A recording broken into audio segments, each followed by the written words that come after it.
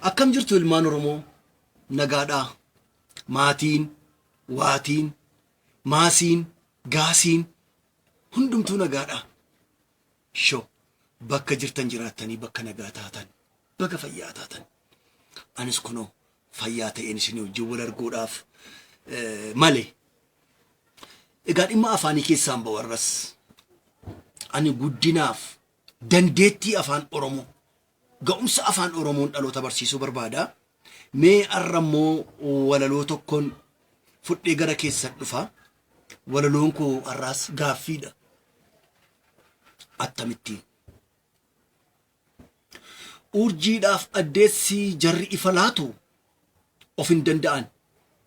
lamaanuu aduurraa humna sassaabbatu bociif maqaan isaanis gonkool hin fakkaatu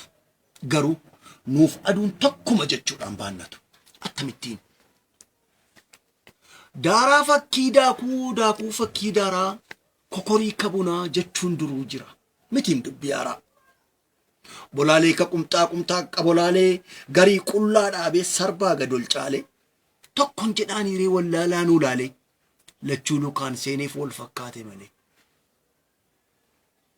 yoo wal fakkii immoo eenyuutu wallaalee bifaanuu wal fakkaatee kan wajjin jiraatu hariyee adamsee qurxummiinni guddaan saxinnaa akka nyaatu tokko jedhamaaree inni har'a firaa bortaanaan kan biraa addunyaa maraatu tokko jiraachisuuf isa tokko awwaalee tokko miidhagsuudhaaf isa tokko faalee qurxummii akka bofa akka qurxummii summii akka aannanii aannan akka summii dhiiga keenya tokko sirraan bu'u silmi wal fakkeessuuf jecha uumama rakkisu maagineettiin iyyuu sibiilaa malee suphee hin harkisu